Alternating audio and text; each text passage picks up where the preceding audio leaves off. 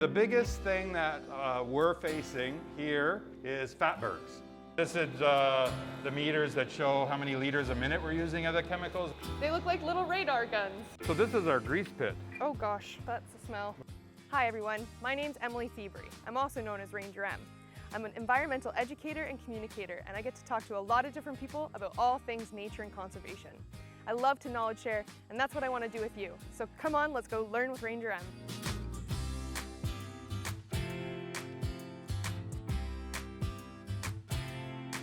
Hi everyone, today I'm at the Greenway Treatment Centre in the City of London, and we're going to speak with Barry Orr, who's going to tell us a bit about the wastewater treatment process we have in the city. And we're going to learn a lot about what kind of goes down the toilet, goes down the drain, and what we can do to help, because wastewater treatment is a big deal and we can help in our own homes. So let's go find Barry. All right, hi Barry, thanks for joining us. Can you tell us a little bit about yourself? Sure. I'm the sewer outreach and control inspector for the City of London. So basically, I protect the sewer system and water environment for the City of London. That's amazing. Can you tell us a bit about how you got here? So it's a long way back now. Back about 25 plus years ago, I started. But what got me here really is I grew up on a farm just outside of London on Elvingston. And in Elvingston on our farm we had the Sydenham River running through it. And so you would find my dog and myself out there every day traveling along the river, and we had a pond. And so I was connected to water at a very young age. And as my career evolved, I was lucky enough that I could be involved in protecting the water environment. And so wastewater operations was my first job. And then about 13 years ago, I started an outreach and enforcement program for the City of London, and hence here we are today. And you have lots of outreach. Can you tell us a bit about what you have here?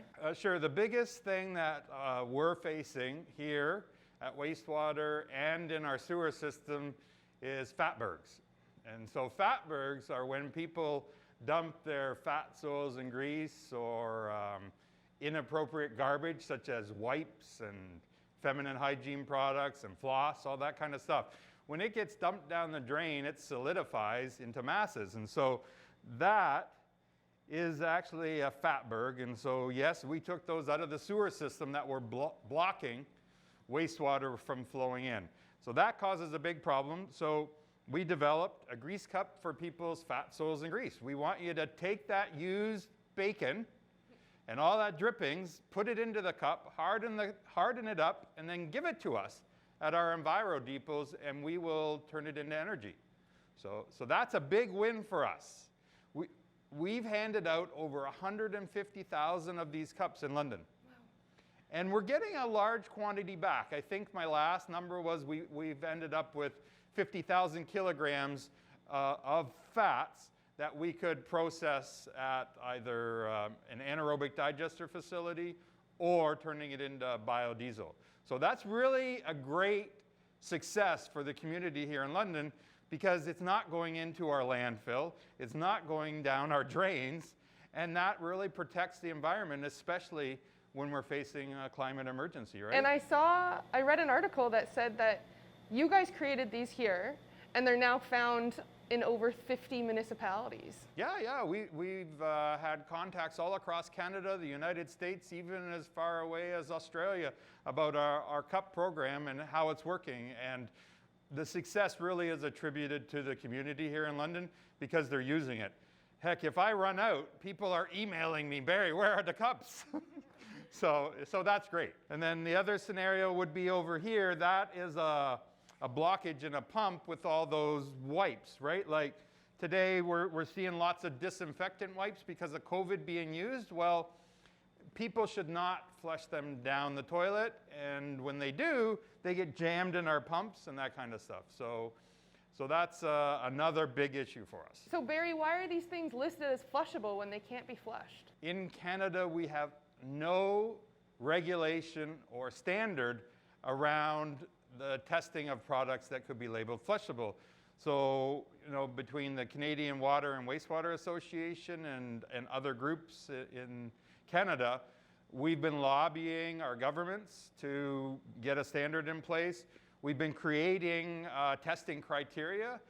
So there's a group that I'm involved called the International Water Services Flushability Group, and we have come up with testing that will determine what is flushable and what isn't. And basically, you should only be flushing human waste and toilet paper down, right? That's it. And if we can get these wipes made of paper that will fall apart and disperse, then we could also flush them. We're currently not there yet. The issue around, the Fatbergs and all the wipes and all that kind of stuff is costing us over $250 million a year. Wow. That's crazy. Crazy, and I've been doing this for a long time. So over 10 years we've been fighting that. So we've got to do better. So Barry, I see here that you have a comic strip.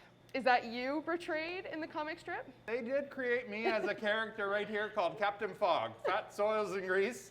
So across Canada I am known as Captain Fog, and so this strip ran in the magazine called Water Canada, and we did 12 different episodes of it, so that was really successful. And we've even turned it into a little coloring book for kids, and Captain Fog makes an appearance in here. Wow, a real superhero. Oh, well, just doing something that is required of a wastewater professional to educate our public, and you got to have fun doing it. Yes, and you sure make it fun. Yeah, thanks. You were going to show us a little tour. Would you like to go? Would you like to head out? Let's go down and see what we can see. Awesome. Do you know the largest recorded fatberg?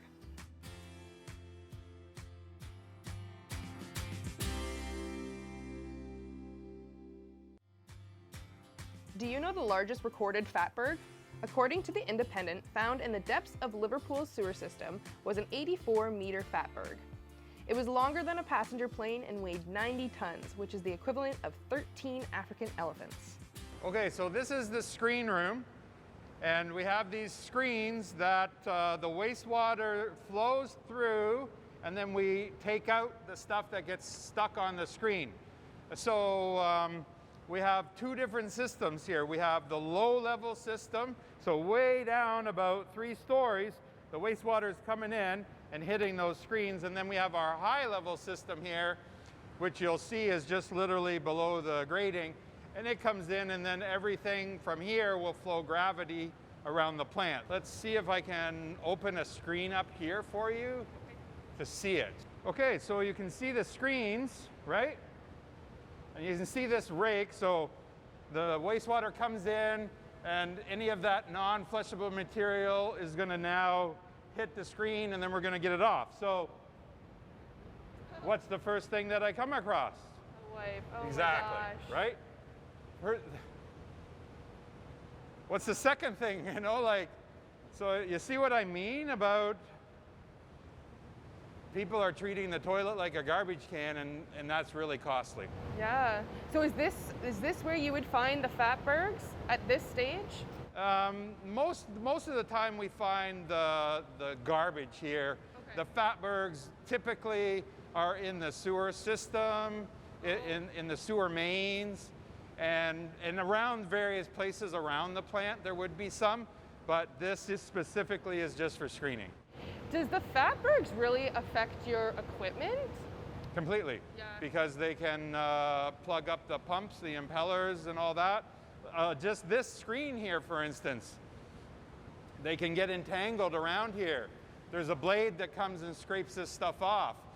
Then it goes through a compactor. So our response to this issue of non-flushable was to spend money on a compactor system that squeezes out the water, and then we take it to the landfill. So this is a great expense to you and me as ratepayers. Yeah. Because all I had to do was put it in the garbage at home, and then I wouldn't have had to pay for this, right, process, right?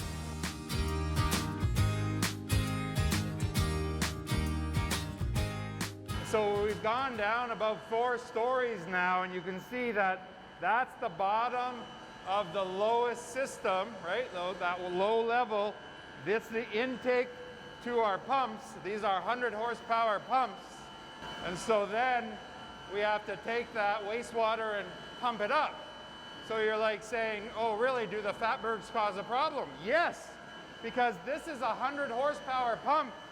As the impeller goes around, the wipes stick on it and they get jammed in there, and then we have to take this apart, and that's that one blockage I showed you was from inside there. That's it. So we have a vast array of an underground system. And so we're going to go underground, and I'll show you the system through the bottom.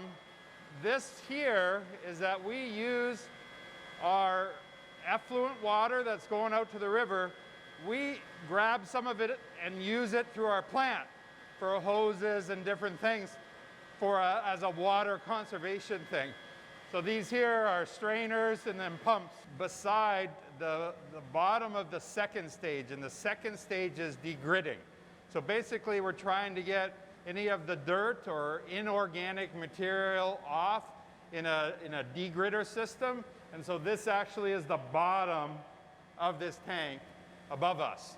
And so what happens is now it's gone through the screen, it comes over here into this vortex degridder, and it slows the flow down enough to get out the dirt, eggshells, that kind of thing. As you can see, we have various color coding of stuff. Like this is my process water, so everything we're using in the plant, we want to clean it again, so it goes to the front of our plant. We got potable water, we got flushing water, we got air. In the olden days, we used to have chlorine lines. We don't use chlorine anymore. You have all our electrical cables. We have our return lines for the wastewater, right? So a vast array of piping. Now we've gone through the screening, we've gone through the degridding, and the first real treatment stage is our primary. In the primary, the wastewater slows right down so that those solids will settle to the bottom and the floatables will float to the top. And all this is done is by simple holding the tank there. There's flights that go around and scrape things off into. So the flight comes along and scrapes the grease over into a trough. And as it comes around, it scrapes the sludge on the bottom into a trough. So this trough is sludge. And now we pump the sludge off the bottom of these tanks into our holding tanks for processing. And what does processing mean? So that means that we are able to put it into a centrifuge. The centrifuge spins it really, really fast with some polymer in that to get rid of some of the water. And we now have dried it out. And as we've dried it out, we've come up with a drier solid that we can put into the incinerator and incinerate it. Oh, okay. Okay? Yeah, so this is the meters that show how many liters a minute we're using of the chemicals, right? So you can see that this section is using 2.3 liters a minute. This section is using 3.8 liters a minute. And so that's all that SCADA process that we use, okay? They look like little radar guns. Globally, do you know how much wastewater is released into the environment poorly or completely untreated?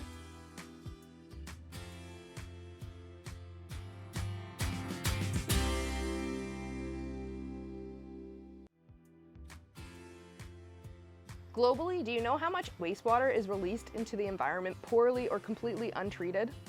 According to the United Nations, over 80% of the world's wastewater is released to the environment without adequate treatment. We can do our part by ensuring only human waste and toilet paper go down our drains. So in here, we actually have the pumps that are pumping off of the primary tanks. And so they're positive displacement pumps that are over here. So I'm going to show you that. So you can see this going around here. So basically the way it works is that it's creating a suction. So it's sucking off the bottom of that sump pit, and then it's pumping it to our holding tank. And so this, I'm going to try to show you a sample of the sludge. Okay? So back away.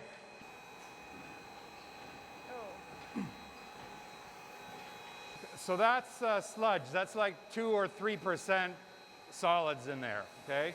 So that's what we're pumping. And you can, it's got quite an odor to it too, right? Okay, so now we'll clean that up. So this is that flushing water that I was telling you about. This is why we want to utilize this kind of water. There's no point in using potable water to clean up this mess, right? So we utilize the flushing water. We actually have to grind up the material because there's so much still. It passes through the screen and we still end up with products that are jamming our pumps and everything. And so we have a grinder in here to try and grind up stuff before, and they plug up. So you just see every part of our plant is impacted by inappropriate items. If you see all the way down, that's going to our Section 3 plant. So it's quite a long way. So we're going to go up and see some of the stuff up above, but the galleyways are very vast in this plant. So here's what I wanted to show you. This is that screening material. So first thing, look at all the plastic items, right? Yeah. So these are wipes, feminine hygiene products. That's the floss. Look at all the floss in here. So as you break this stuff apart, you just see more and more evidence. Once a week, we're emptying these out, and so at this specific spot, we have the grit. So there's all of that grit that's been removed from the bottom, right? Like there's a pharmaceutical right there. That means that people are dumping medications down the drain instead of taking them to the pharmacy.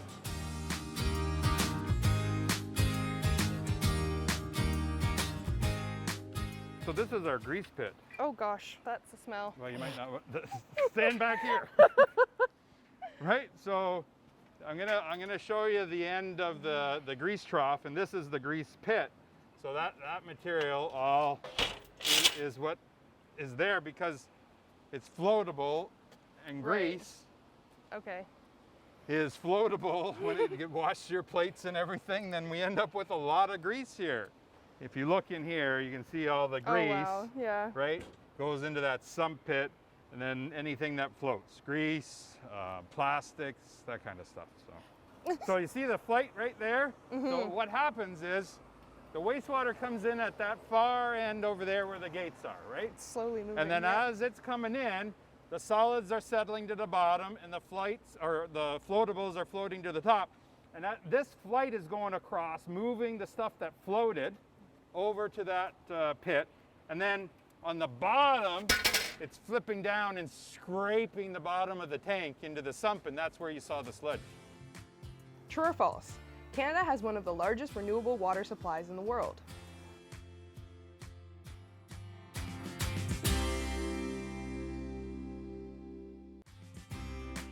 True or false? Canada has one of the largest renewable water supplies in the world. True. StatCan tells us that Canada has an average of 3,472 cubic kilometers of fresh water per year. Primary effluent comes along through this channel, Yep. right? And so now it's going to enter the aeration tank. And so the aeration tank is lots of microorganisms in it. We have air in there to keep them all happy, right? And so it starts here, and then we keep it in here for, about 4 to 8 hours of contact time that the microorganisms are able to multiply and divide and digest the organic material. So you can see we're adding this is return. So that's the microorganisms from the bottom of the final tank. They settle. We pump them over here, and then they come in contact with the primary effluent, and there's lots of food here.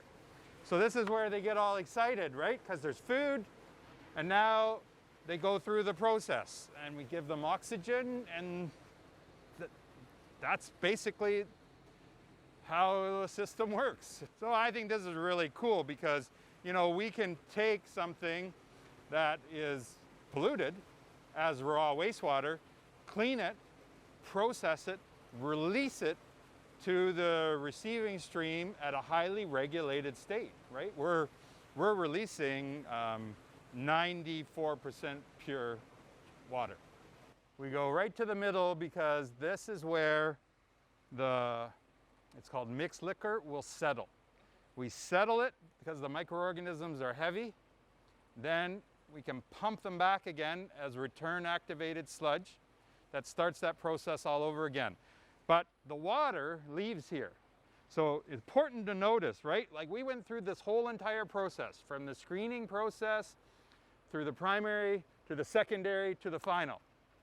And look at there's condoms and there's feminine hygiene product and there's little Q-tip pieces, you know, plastic Q-tips. Okay, so that's why it's really important everybody protects our system. And this is what's going out to the river. So you can see that now we've gone through the entire treatment process and it goes through the weir. So how much water do you treat in a day? Oh, on average at this plant we treat approximately 35 million gallons a day. Okay, so this is the UV. Everything from the plant now goes through the UV system and then out to the river. So we disinfect before it goes into the river. So you mean UV like ultraviolet radiation, or like the sun rays? That's right. Very neat. And it basically like zaps the water? Yeah, it zaps the microorganisms and rearranges their DNA in order that they actually cannot reproduce. Therefore, that virtually kills them, right? Okay. Right? That's how it would work. And then it goes. This goes out and out to the river there, so you can see that. Well, Barry, I want to thank you again for taking us on a tour today.